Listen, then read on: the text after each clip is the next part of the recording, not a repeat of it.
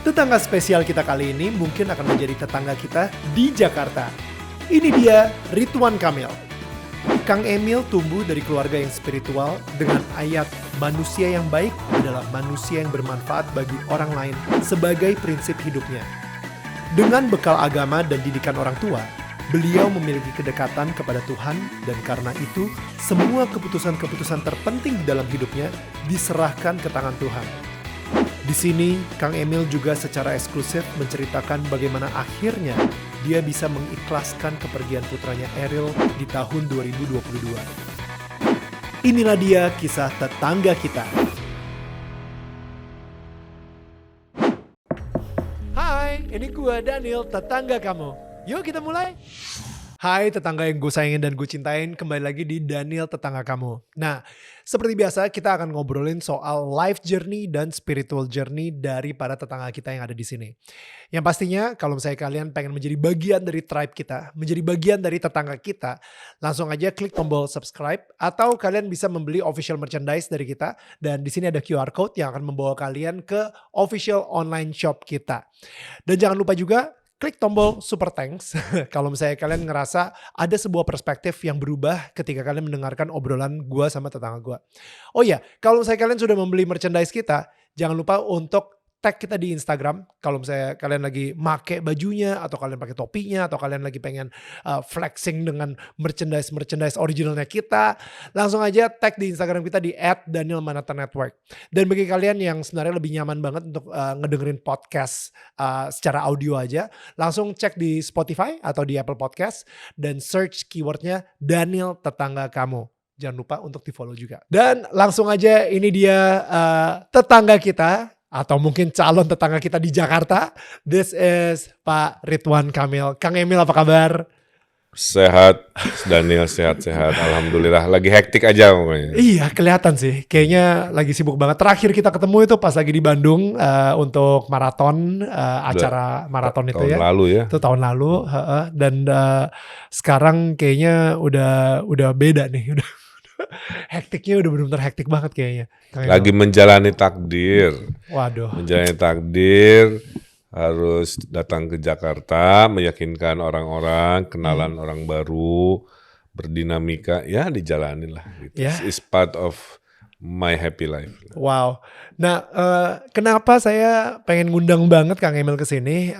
Karena gini, kalau Kang Emil itu menjadi gubernur di Jakarta, saya pengen tahu banget seperti apa sih kedekatan atau hubungan gubernur kita ini dengan Tuhan gitu. How is the spiritual journey? How is the life journey? Kayak gitu. Karena saya adalah orang yang percaya banget bahwa yang namanya sebuah amanat atau misalnya itu adalah amanat dari Tuhan gitu. Jadi siapapun gubernurnya saya pasti akan nurut karena Tuhan yang menaruh dia sebagai leader kita. Saya sendiri juga sebenarnya udah kenal Kang Emil sendiri udah berapa tahun belakangan ini, dan kita juga selalu tergabung di press conference, kita bercanda bareng juga. Tokyo bareng. Iya Tokyo bareng juga gitu. Jadi I think kita saya ini pertama kalinya banget mungkin saya pengen lebih kenal, lebih dekat lagi dengan Kang Emil juga kayak gitu sih.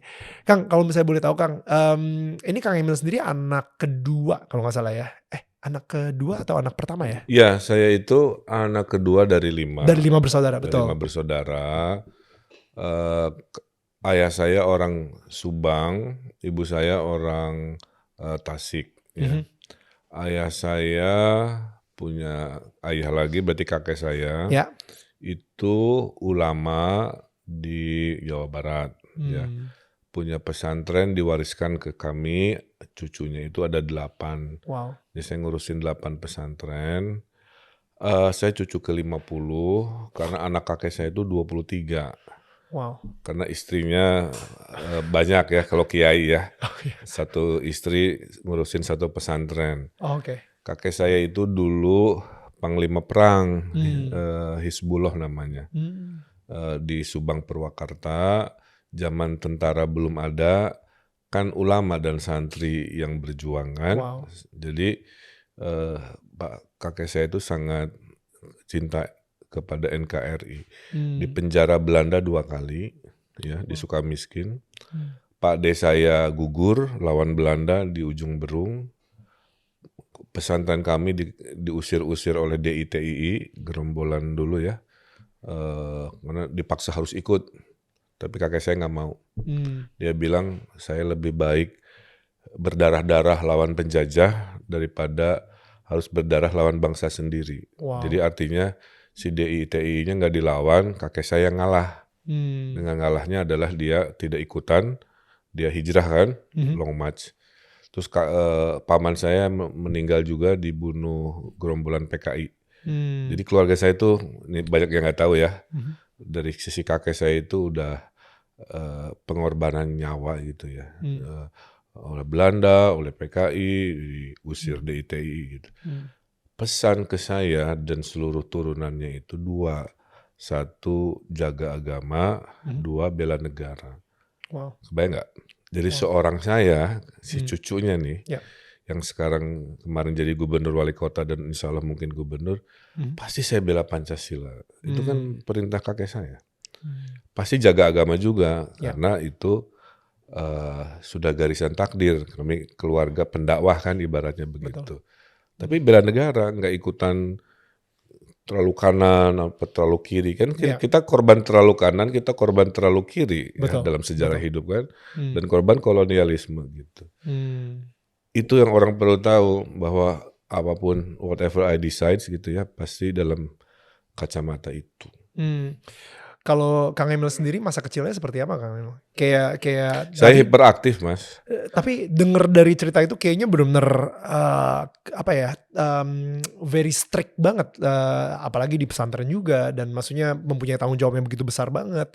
Bahkan dari ayah dan juga kakek sendiri mungkin menaruh harapan yang begitu besar juga gitu. Jadi saya itu anak hiperaktif. Hobinya main, makanya kalau di zoom wajah saya itu banyak codet istilahnya ya, luka-luka. Oh iya. Ada kena daun, ada kena jarum, ada kena lampu petromak gitu ya. Saking nggak bisa diam ya, kira-kira begitu. Kemudian saya entrepreneurnya dari kecil sebenarnya. Jadi dulu waktu kelas SD lagi OTW ke rumah dari angkot, ngelihat ada piala tarkam antar kampung, panas kan, logika si anak kecil yang namanya Ridwan Kamil mengatakan kayaknya pada haus deh gitu kan. Akhirnya saya pulang ke rumah, bilang ke ibu, Bu saya mau jualan es, boleh nggak? Tolong modalin kan gitu. Akhirnya dimodalin, pakai susu putih, susu coklat, masukin kulkas pagi hari, pas saya pulang kan udah keras tuh, saya jualan es, laku. Wow. Hasilnya gak saya balikin ke ibu, saya jajanin. Besoknya minta modal lagi. Tapi ibu saya masih ingat lah, bahwa saya dari kecil udah senang matematika, udah senang berdagang kan begitu ya, dan senang bermain. Tuh. Tapi sampai akhirnya memilih jalan hidupnya pertama ke arsitek dulu itu gimana tuh, Kang Emil? Memang bakatnya udah ada, dari kecil suka ngedesain kaos, ngedesain logo kelas, ngedesain jaket kelas gitu kan, tanpa sadar ya. Kemudian puncaknya adalah saya ke psikotes. Psikotes ya. Untuk pengen tahu jurusannya apa. Kesimpulannya berlaku sampai sekarang nih. Kamu nggak bisa di profesi yang rutin. Cepat bosanan orang. Persis. Kamu harus di profesi yang dinamis. Makanya masuk arsitek gitu. Jadi nggak bisa yang, maaf ya, yang 9 to 5 terus inputnya sama, outputnya sama. Wah itu nggak bisa tuh. Makanya jadi pemimpin salah satu yang pas. Tiap hari masalah kan beda. Cari solusi beda gitu. Jadi kalau dibebani oleh challenge dan masalah, memang udah psikotesnya begitu sampai sekarang. Saya enjoy aja. Gitu Bang. Dan itu bikin, I don't know ya, mungkin lebih ke sisi kreatif jadinya kan, Kang Emil ya. Dan kita sendiri juga bisa ngelihat gitu, kalau Kang Emil tuh orang yang kreatif banget, sampai yang Bandung Marathon kemarin, piagamnya itu pun juga didesain sama Kang Emil juga gitu. Saya nggak bisa diem dengan, kalau dulu waktu kecil nggak bisa diem main, kalau sekarang nggak bisa diem dalam berpikir. Jadi akhirnya pendidikan kan arsitek ya, ngedesain space bangunan. Tapi kan Saya ngedesain semuanya bang. Hmm, Ngelukis iya, ngedesain helm, ngedesain jam, ngedesain betul. sepatu, nolongin UMKM ya saat COVID Ya. ya. Jadi saya nolongin UMKM tuh nggak hanya mempromosikan di IG Story 2 produk per hari, Hmm, tapi saya ikut mendesain dan si UMKM boleh ngejual nama saya asal minta izin. hmm, Makanya jangan kaget, ada jeans desain Ridwan Kamil, ada hmm. sepatu desain Ridwan Kamil, ada toko air galon Ridwan Kamil, ada tukang cukur Kang Emil, jadi ada tukang cilok.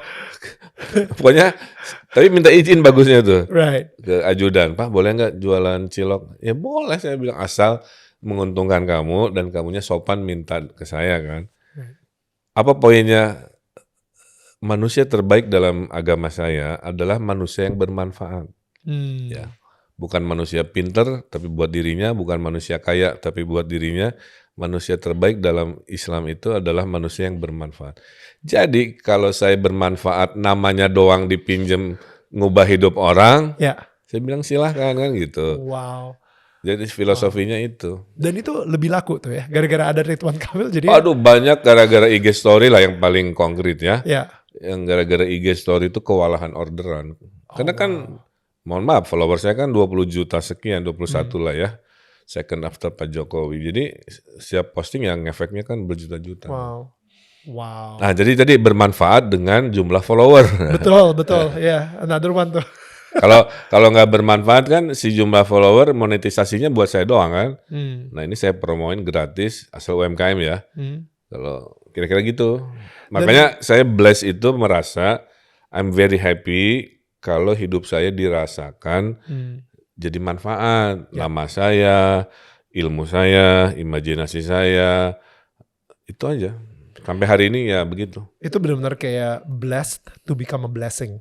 Nah, Kayak I think betul. itu ya, kita dapat berkah dan kita membagikan berkah tersebut kepada orang-orang yang akhirnya bisa merasakan juga berkahnya juga gitu, Kang Emil. Kalau boleh tahu sejak kapan sih mempunyai kedekatan ini sama Allah, sama Tuhan? Ya gini, kita kan golongan Islam yang diwariskan. Kan ada yang Islam mencari sendiri, biasanya lebih kuat. Saya golongan hampir semua sama lah ya. Di edukasi, apalagi dari kakek kan begitu. Nah, perjalanan-perjalanannya itu akhirnya dilalui sendiri. Ya.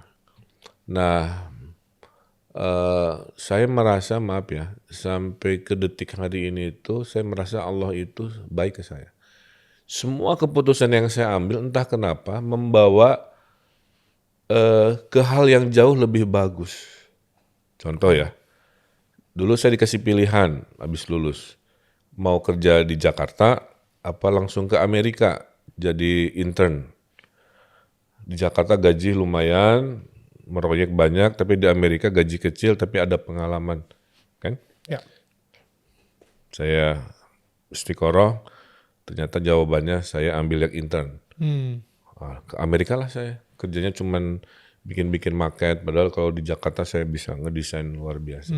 Tapi kan ada pintu lain terbuka setelah saya ambil keputusan itu kan. Ya. Tiba-tiba mengenal dunia internasional, open minded, saya kan lebih terbuka, ini itu. Jadi pas kejadian 9/11 tuh saya lagi di sana kira-kira begitu. Tahun 2001 ya. Nah, dari sana gara-gara ke sana akibatnya apa? Saya mudah jadi sekolah kan. Sekolah yang saya impikan namanya California Berkeley. Itu jadi terbuka. Karena di California Berkeley itu ada syarat kamu boleh masuk ke sekolah kami, kamu harus ada pengalaman internasional dulu 2 tahun. Lah, saya kan ke New York dulu kerja tadi kan. Ya. Jadi akhirnya mimpi-mimpi itu gara-gara keputusan itu ya ngalir kan gitu. Beres sekolah saya kerja. Terus saya ada pilihan kerja di perusahaan A atau perusahaan internasional. Sama, kalau di perusahaan A lebih settle, kalau perusahaan internasional banyak traveling yang akhirnya saya putuskan banyak yang travelingnya. Dari situ saya traveling ke Tiongkok kan, mewakili kantor. Akhirnya pindahlah saya ke Hong Kong. Nah di Hong Kong itu saya diperlakukan seperti expat Amerika package-nya itu. Oh wow. Karena asalnya kan di San Francisco habis lulus kan. Iya. Jadi ke Hong Kong tuh bukan kerja sebagai Orang orang Indonesia. Tenaga kerja Indonesia. Kan. Saya adalah orang Expat jadi. ekspatnya Amerika, kebetulan paspor Indonesia. Jadi dari paket pendidikan, apanya tuh kelasnya tuh saya udah associate director lah ya. Wow. Tuh. Saya ambil keputusan lagi setelah bertahun-tahun di Hong Kong kan, antara stay di sana atau pulang for good. Karena ibu saya bilang jangan lama-lama di luar kan. Jadi saya diaspora tuh, kebayang nggak ada dilema tuh. Duh udah enak kan di luar negeri kan. Ya. Kalau pulang gimana? Kembali lagi. Saya istiqoroh. Saya akhirnya putusannya pulang. Pas pulang proyek pada datang karena tahu saya lulusan Amerika. Betul. Pengalamannya banyak di Cina, di Hong Kong, di Amerika. Akhirnya saya bisa bikin kantor sendiri sampai sekarang punya karyawan hampir 50 ya arsiteknya kan. Wow. Gitu. Poin adalah setiap keputusan yang saya ambil yang saya minta petunjuk kira-kira gitu ya. Betul. Hampir 90% nggak ada yang keliru.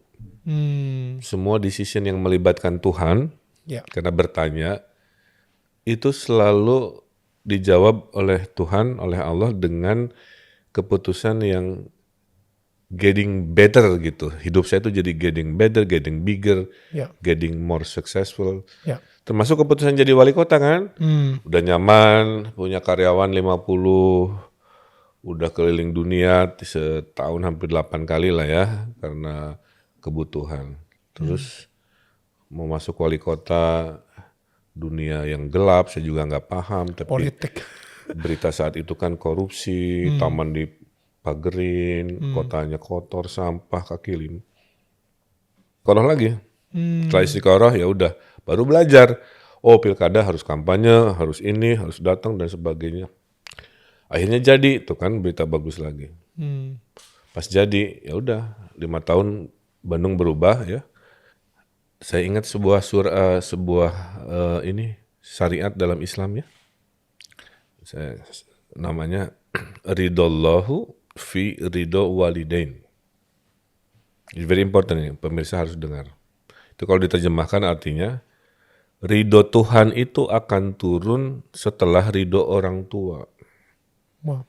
Jadi nggak ada ridho Tuhan, blessing dari Tuhan datang kalau orang tua belum memberikan blessing. Jadi blessing Tuhan itu pintu kedua. Setelah pintu pertama namanya blessing orang tua. Ridho dari orang tua. Wow. Saya kalau kekeh ya bisa ngejar nafsu ya. Tapi kan berarti Melanggar ridho ibu. ridho orang tua. Jadi akhirnya si nasihat ibu saya itu paling benar. Saya selesai jadi wali kota Bandung 400 something penghargaan. Wow. Mungkin takdir Tuhan juga Daniel ya. Saya latihan dulu sebelum ke Jakarta poinnya. Beres 5 tahun Bandung, 5 tahun Jawa Barat, sekarang Ya. kalau menang 5 tahun Jakarta. Sudah ada pengalaman ibarat. Kalau dulu main langsung-langsung ya mungkin juga nggak akan berkah, nggak akan lancar. Poinnya apa? Trust the blessing dari orang tua, trust dan discuss dengan Tuhan, keputusan-keputusan penting dalam hidupmu, libatkan Tuhan, let God do the rest lah ibaratnya gitu ya. Itu terjadi dalam hidup saya. Kang Emil, saya sendiri juga, saya setuju banget tadi Kang Emil bilang ketika ibu belum ngasih ridho, belum ngasih blessingnya, ya berarti kita belum bergerak, jangan sampai bergerak. Dan itu mungkin tahun 2016 kalau misalnya mau bergerak pun karena ambisi buta mungkin, atau bahkan rakus gitu. Oh pokoknya mumpung ada kesempatan, kapan lagi nih, mungkin kesempatan ini tidak akan datang lagi gitu. Tapi ternyata ketika istiqoroh tadi itu, Kang Emil bilang ikuti ibumu. Itu berarti Kang Emil sendiri mempunyai hubungan di mana Tuhan bisa berbisik di hatinya. Iya, Kang Emil, dalam Islam ya. dalam doa. Siapa yang harus kamu hormati? 1, ibu. Betul. 2, ibu. 3, ibu. 4 baru ayah. Maaf ya. Jadi di agama saya, Mas Daniel, tidak ibu baru ayah. It's not 50-50 Daniel. Kita lelaki ini only 25%. The first 25% ibu. Yeah. Siapa lagi the rest 25%? Ibu lagi. Ketiga ibu lagi, baru ayah. Itu how important ibu dalam perspektif kita. Saya kasih tahu cerita kedua. Ya. Sekarang giliran Bu Cinta. Oke. Bu Cinta itu survei wali kota Bandungnya tertinggi. 60% lebih. Banyak. Padahal udah jadi anggota DPR ya, karena populer ibu istri saya. Kalau istri saya mau, sekarang ikut Pelwalkot. Ya. Tapi istri saya nanya ke ibunya, which is mertua saya kan. Gimana? Kata ibu mertua saya sama, nggak usah. Kamu temenin suamimu sesuai komitmen pernikahan. Suamimu ke Jakarta, lebih baik kamu di Jakarta. Wow. Jadi udah, nggak usah semua diambil. Kamu kan udah jadi anggota DPR, which is very noble kan. Dan di Jakarta kan. Ya. Kalau suaminya nanti jadi gubernur Jakarta kan sama-sama di Jakarta. Di Jakarta. Jadi family matters. Istri saya dan saya memutuskan mengikuti nasihat ibunya, Ibu Cinta. Wow. Jadi diputuskan tuh ada reelsnya untuk istri saya mengannounce tidak jadi wali kota Bandung. Wow. Kan bagus jadinya. Dan kami tidak, maaf ya, tidak mengeksersis kedinastian yang sekarang sering orang pertanyakan. Padahal peluang ada. Ya. Saya cuma mau bilang kami juga berpolitik ada nilai lah, kira-kira begitu ya. Tidak semua tadi ya, ada peluang ambil. Kan terbukti 2016 ada peluang tidak saya ambil. 2024 istri saya ada peluang nomor 1 tidak diambil. Karena hidup tidak sekemaruk itulah. Wow. Gimana cara ngontrol dirinya supaya... Kan tadi dalam Islam manusia mulia itu manusia yang paling bermanfaat. So good. Udah itu aja. Ya. Jadi saya bilang istri saya akan bermanfaat ngurusin bidang yang dia suka kan. Perempuan, kebencanaan, sosial gitu di komisi berapanya. Saya bermanfaat dengan bidang saya, ya udah itu aja. Makanya walaupun kita tahu ya Daniel ya, kalau kamu masuk ke dunia politik praktis, you are on the spotlight. Jadi kamu tuh di komen. Pasti. Kamu diam di komen, cara berpakaian kamu di komen, cara ngomong kamu di komen. Dan orang di era hari ini nggak akan ngomen yang positif. Lebih cenderung nyari jelek-jeleknya kan. Makanya kalau mau jadi pemimpin harus sabar, harus ekstra ikhlas, harus ekstra patient, harus banyak ekstra-ekstranya. Karena diam diomongin, kerja juga diomongin. Jadi mending kerja aja, sama-sama diomongin, tapi ada hasilnya. Karena orang sering ngomenin proses, setelah hasilnya jadi baru tepuk tangan. Kereta api cepat, dibully, dikritisi, dikomen, udah jadi sekarang semua orang tepuk tangan. Jutaan orang udah pakai wush kan. Saya juga sama. Even saya bikin masjid coba untuk umat. Yang ngeritik banyak. Setelah jadi, oh ternyata mereka paham. Nah itulah resiko demi menjadi orang bermanfaat, masuk ke spotlight yang kadang kita diomongin, diapain, ya harus diterima aja. Kang Emil udah tadi sempat ngomongin soal masjid, bikin masjid.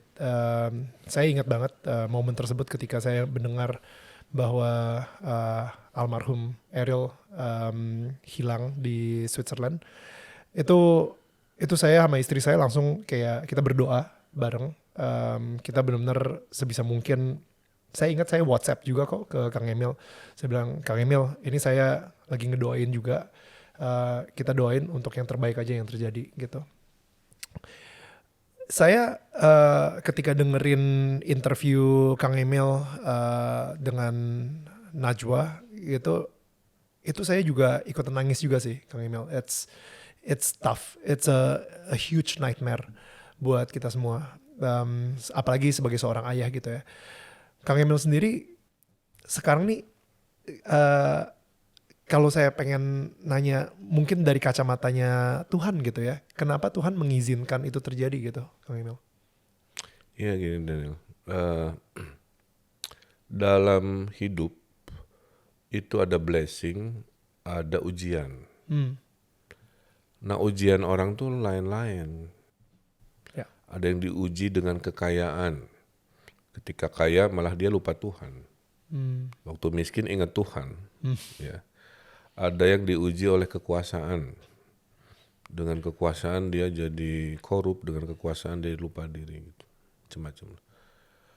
Nah, saya ujian terbesarnya itu diambil anak yang paling saya sayang. Ya. Aduh, susah itu. Sampai sekarang sebenarnya nggak bisa saya nerima 100%. Tapi saya gunakan namanya tali keimanan. So I hold semua guncangan ini ke tali ketuhanan aja, nggak bisa lain. Karena pakai logika nggak bisa, pakai rasionalitas tuh nggak bisa. Apa itu tali ketuhanan?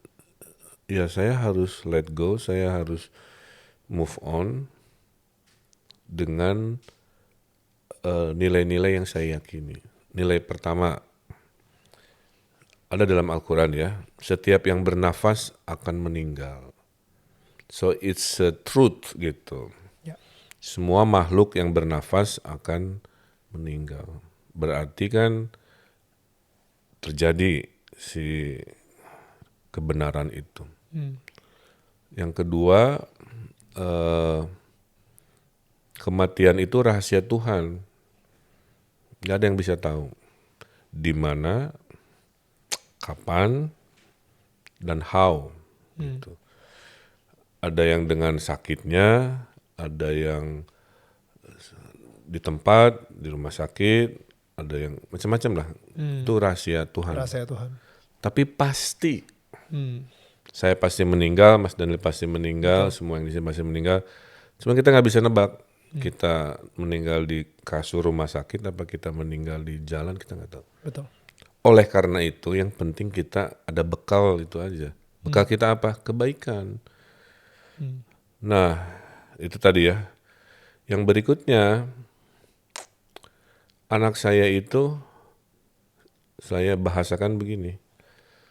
Dia itu diambil Tuhan saat sedang mekar-mekarnya gitu. Kalau lewat sedikit layu, kalau kurang sedikit belum mekar. Jadi in the perfect time, in the eyes of God-nya begitu. Nah saya, karena pakai logika manusia, nggak bisa nerima sebelumnya kan. Karena harusnya yang lahir duluan meninggal duluan. Ya. Karena orang tua itu rata-rata lahir duluan, maka harusnya orang tua yang meninggal duluan kan. Atau kita berpasangan suami istri. Kita prepare karena one of us gak akan terlalu jauh lah ya kira-kira begitu. Either suaminya dulu atau istrinya dulu. Tapi kalau anak duluan dibanding orang tuanya is very very difficult. Karena gak ada istilahnya kan. Yatim istilah anak ditinggal oleh ayahnya. Piatu istilah anak ditinggal ibunya. Yatim piatu istilah ditinggal oleh ayah ibu. Janda istri ditinggal oleh janda mati ya, ditinggal oleh suami. Duda mati ditinggal. Tapi kan coba orang tua yang ditinggal anak apa istilahnya? There is no words to describe. Wow. Kan saking. Jadi saya berpegangannya ke situ, Neil. Ya. Nah, saya ceritakan beberapa peristiwa yang menyebabkan saya meyakini Allah memang sudah takdir terbaiknya. Kebaikan-kebaikan anak saya itu ketahuannya setelah dia meninggal. Banyak banget yang datang bertestimoni. Pas saya ditolong dibayarin pas saya ditolong diseberangin di jalan, pas saya ditolong dikasih ambulan di Jakarta, pas saya ditolong waktu ojek saya mogok, pas saya ditolong, banyak saya bilang anak saya. Sempat bengep-bengep ya pernah. Saya bilang, Ril kamu kenapa? Jatuh pap gitu. Padahal dia habis nolongin supir ojol yang dipukulin preman. Jadi dia nolong si supir ojol, disangka si preman dia bagian temannya ojol kan. Digebukin juga. Wow. Anak gubernur loh. Karena kan bisa saya kirim polisi ibaratnya lah ya. Tapi dia dengan cueknya datang ke rumah, Kenapa dia jatuh apa katanya gini. Nah, kan kadang-kadang bapak ke anak tuh kan suka cuek-cuekan gitulah ya. Apalagi anak laki. Anak laki. Oh gitu, ya udah hati-hati lah gitu. Ketahuannya setelah meninggalnya kan. Jadi itulah kenapa 45 kilometer saat pemakamannya, ribuan orang kan kiri kanan tuh. Ya. Lewat jalan tol, di jembatan tol masih orang dadah-dadah gitu ya. Gitu. Hari ini, nah ini, Daniel. Di makamnya itu si kuncennya nih, tukang jaga makam, setahun itu 120.000 orang yang datang ke makam anak saya ngedoain. Kalau dibagi 12 bulan kan berarti 1.000 orang per bulan. Ya. Gitu.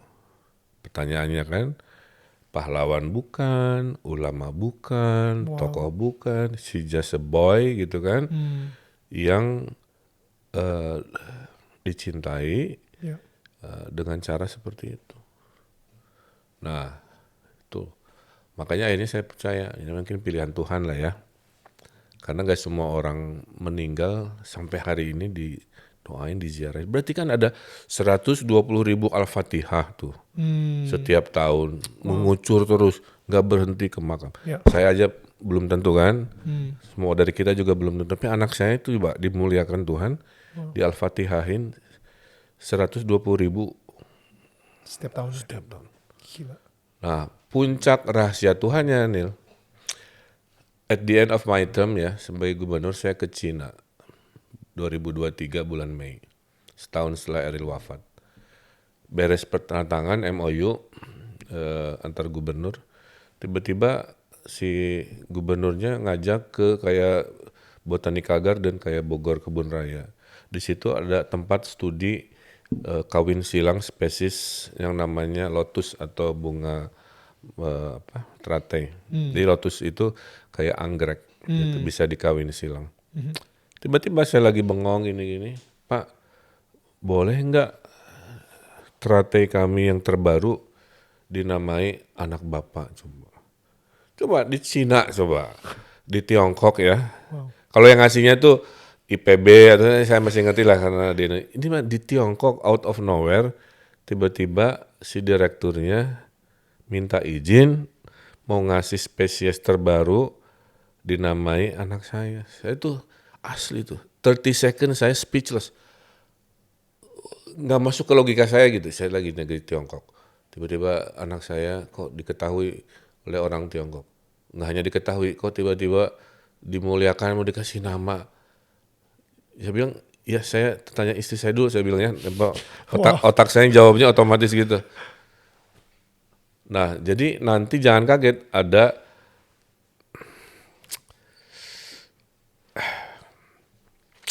teratai namanya Al-Mumtaz. Apa storyline yang indah, Daniel? Itu kan bunga air.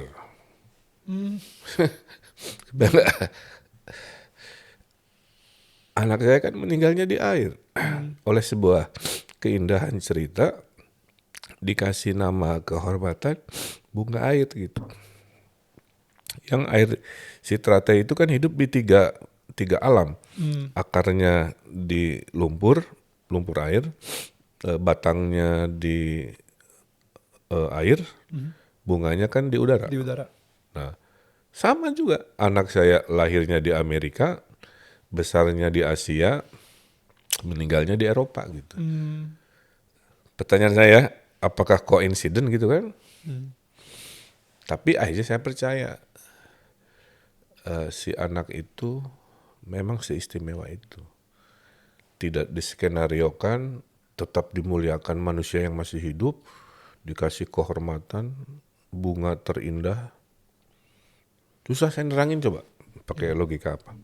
Nah, gara-gara itulah ya sudah, berarti nah puncaknya kenapa saya move on. Tahu Habib Lutfi kan? Ya. Habib Lutfi itu jarang ziarah kecuali ke makam-makam yang dia anggap secara spiritual istimewa. Ya. Dia datang ke makam Eril, berdoain. Dan ini nasihatnya yang bikin saya move on. Saya jarang ceritakan, mungkin baru pertama di podcast ini. Kang, Akang harus tenang lah kira-kira gitu ya. Siap, saya bilang, Abah, apa nyebutnya Abah. Dia udah bahagia, kira-kira gitu. Jadi dia itu adalah jiwa yang mulia sejak sebelum lahirnya gitu. Yang dititipkan ke kamu dan keluarga. Jadi Eril itu is not belong to you lah kira-kira begitu.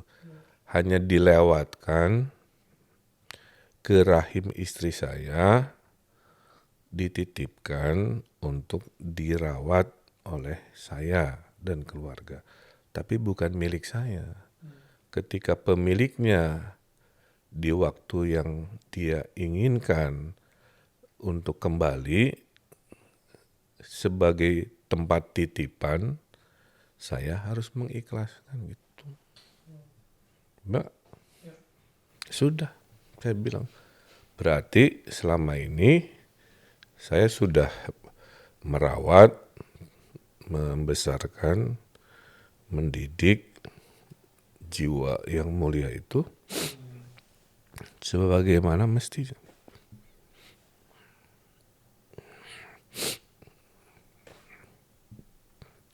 Kira-kira gitulah. Daniel, mohon maaf ya. Enggak lah, saya juga minta maaf nih. Soalnya Nanyain yang sensitif-sensitif Nah, itu. di tengah-tengah. Semua itu saya bisa jawab. Tapi kalau subjek Eril sudah Iya. muncul, ini emosi saya patah. Iya.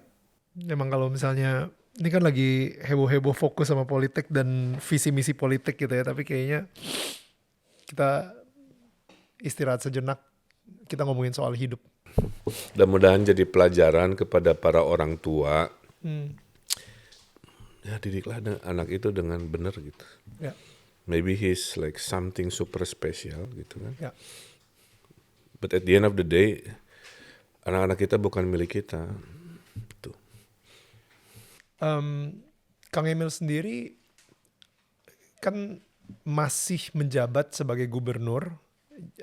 Kayaknya itu pas di tengah-tengah banget tuh. Misalnya saya nggak ingat gitu ya, tapi maksudnya gubernur misalnya 5 tahun, ketika Eril pergi meninggalkan dunia ini, itu sepertinya jabatan Kang Emil sendiri tuh masih ada 2 tahun lagi or something. Jadi benar-benar pas di tengah.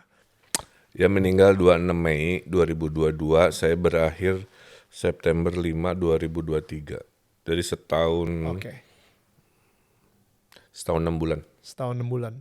Setahun setengah, apa yang Kang Emil rasakan dalam menjadi pemimpin setelah mengalami badai yang begitu besar gitu dalam hidupnya Kang Emil? Oh berat banget. Saya harus pura-pura. Ada orang suka nanya ya, kok kayak tabah banget ya Pak Ridwan. Ya mereka nggak tahu lah saya nangisnya jam berapa kan, karena saya perlihatkan di konten. Ya, saya nangis lah. Saya nangis di malam hari, saya nangis jam 2 pagi gitu kan. Janjian sama istri juga. Gitu. Tapi kalau udah keluar rumah jam 9 kan harus kerja. Masa masih nangis-nangisan gitu. Jadi nggak betul sebenarnya kita setabah itu juga gitu kan. Namanya anak laki-laki pertama gitu. Dan mendampaki banyak hal jadinya ya saya harus lebih tabah. Jadi makanya saya bilang ya Daniel ya.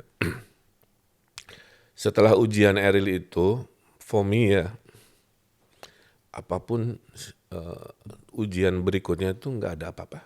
Ya pasti. Dibully politik, biasa aja. Dizolimin, dijahatin, terserah gitu. Saya hadapin aja gitu. Karena saya udah di puncak gunung ujian tuh, saya udah lewatin ya. Jadi karena puncak gunung ujian udah saya lewati, semua yang mau menguji pun ibarat saya mah nggak seberat itu. Efeknya jadi seperti itu ya. As a leader. Iya, lebih tougher, lebih firm, lebih strong gitu. Ya. Karena ujian terberatnya udah lewat. Gitu.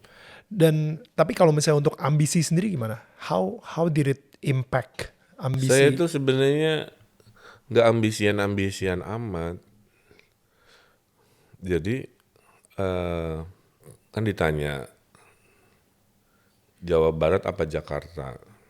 Saya bilang kalau mau zona nyaman saya Jawa Barat kan. Betul.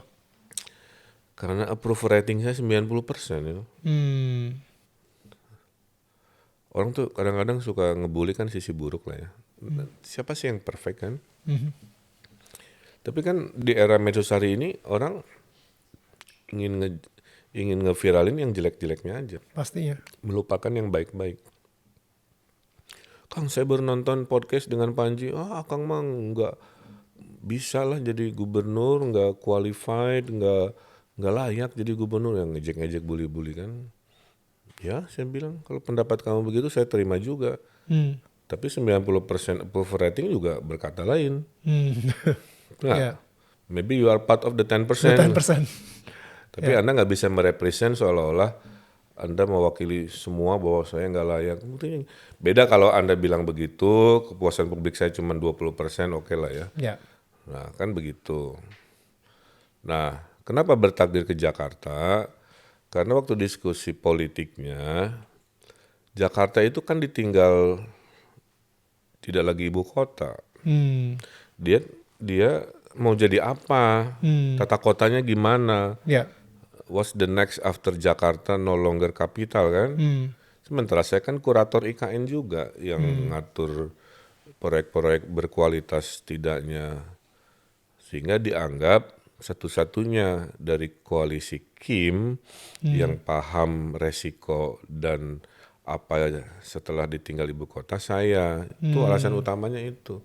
Ya sudah saya bilang kalau keilmuan saya, knowledge saya dianggap paling pas ngurusin Jakarta pasca ditinggalkan jadi ibu kota. Ya udah saya terima gitu. Tambah beberapa aspirasi warga juga kan masuk gitu.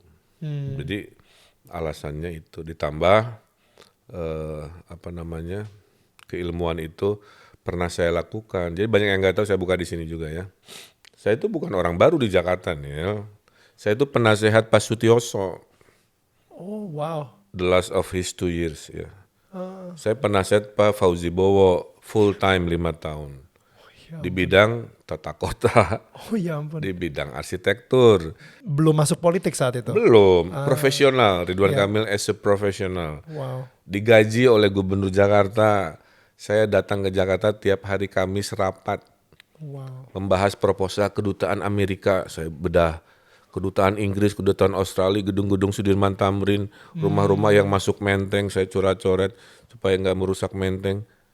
Saya udah berdedikasi buat Jakarta sebagai penasehat gubernur. Ditambah saya arsitek, saya berkarya. Udah ada 15 gedung yang saya desain. Ada sungai di epicentrum tuh, yang rapih itu saya yang kerjain. Bakri Tower lah, gedung Untar, gerbang Kemayoran, macam-macam banyak. Jadi jangan bilang, oh ini orang Bandung mau ke Jakarta. Banyak orang nggak tahu saya udah lebih lama di sini. Cuman keburu jadi wali kota, peran saya untuk Jakarta berhenti. Karena saya kan kayak begitu. Lebih fokus ke situ, obviously. Sekarang ini tantangan yang nggak tahu ya, apakah ada culture shock nggak sih Jakarta yang sekarang gitu, Kang Emil? Maksudnya bukan zaman Pak Fauzi Bowo gitu, dengan sosial media dan lain-lain gitu. Tantangan untuk membangun Jakarta sekarang ini, menurut Kang Emil sendiri, bukan cuma dari polusi dan macetnya aja gitu, tapi beyond that, what is the biggest challenge menurut Kang Emil? Challenge selalu saya bagi dua ya. Challenge yang rutin, which is sudah disebut tadi, macet, polusi, banjir, ya. Dan challenge berikutnya itu adalah kota paling stres nomor 9 di dunia. Oh really? Jakarta. Secara mental berarti orang-orang Jakarta itu stres. Banyak yang stres ya? Ya, ciri orang stres 2, cuek, pemarah, dikit-dikit marah, dikit-dikit Ya. Wow.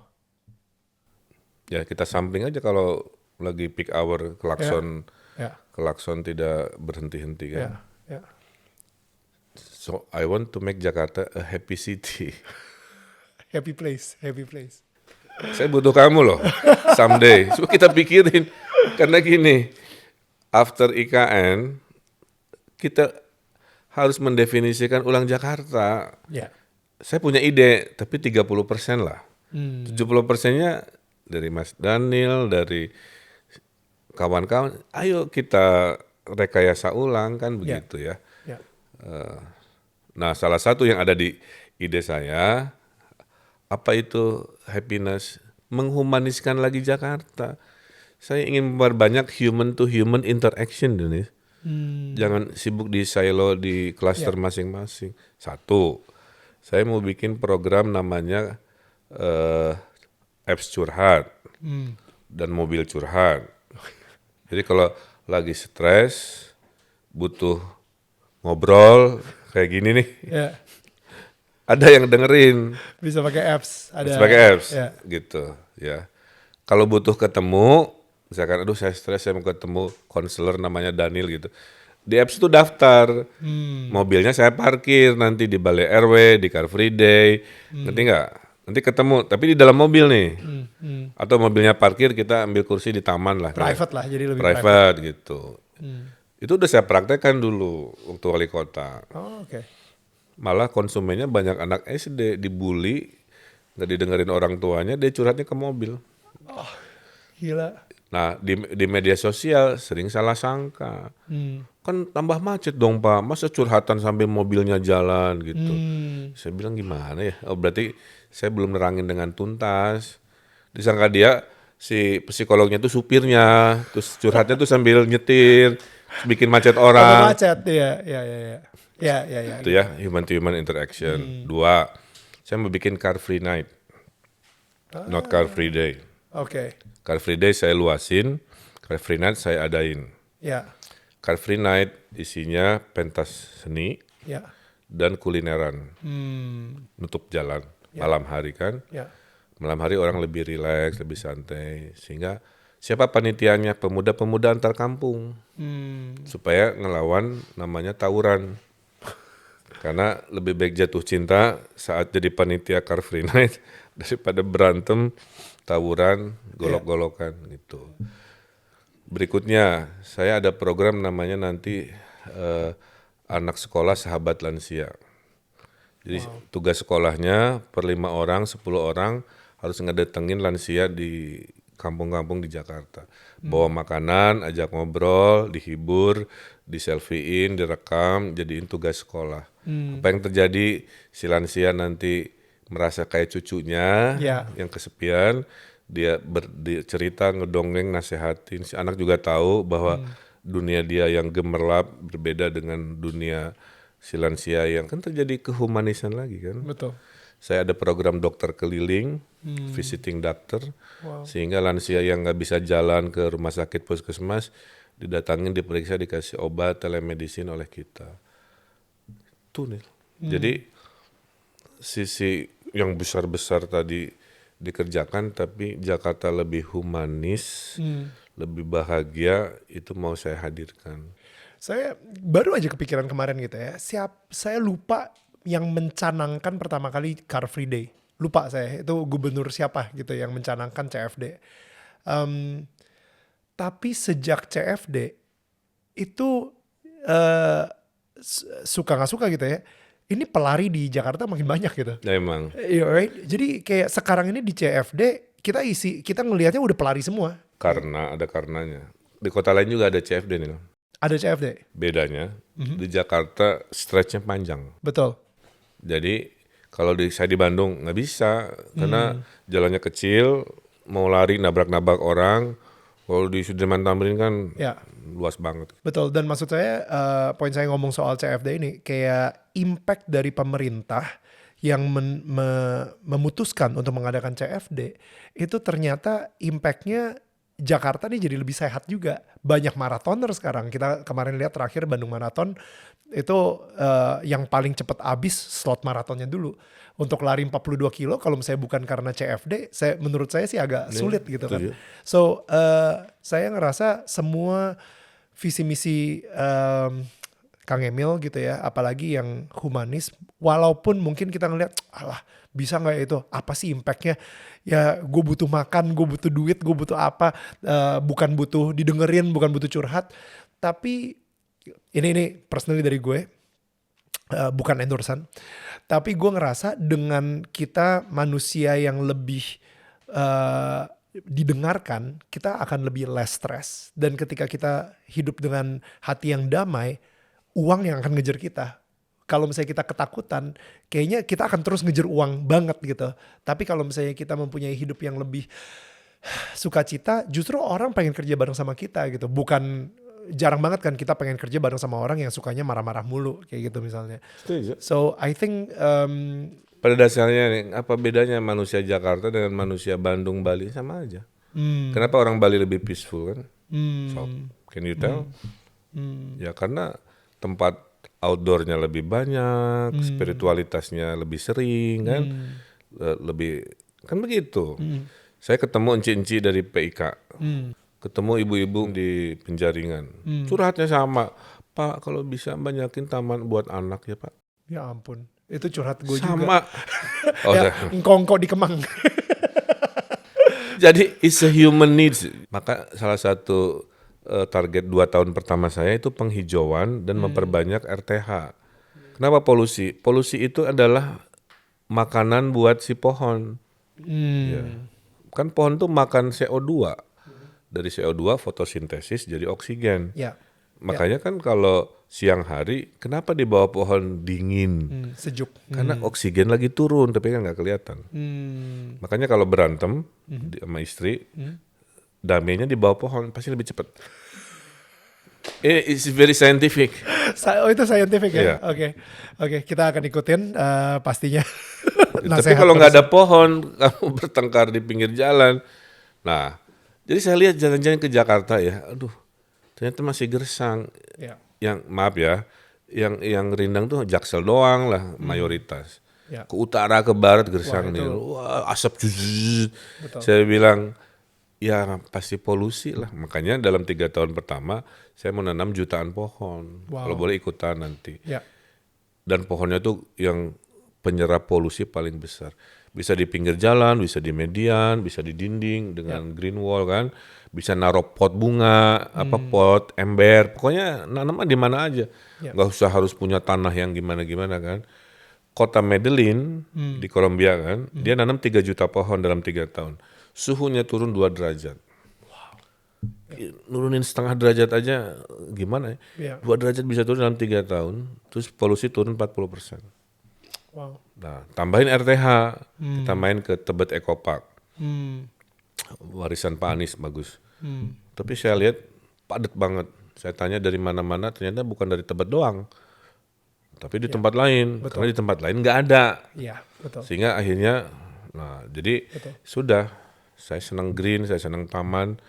Jadi yang paling cepat nanti saya banyakin taman. Pak di Penjaringan kan nggak ada lahan. Saya pernah melakukan ini Nil. Saya beli rumah Nil. Wow. Terus rumahnya saya bongkar. Oh wow, Saya dijadiin taman. jadi Wow. taman. Saya di Bandung gitu. Sama padat gitu. Saya bilang gimana caranya ya? Saya bilang. Ya. Dah beli aja rumah itu tuh. Nego 3 bulan.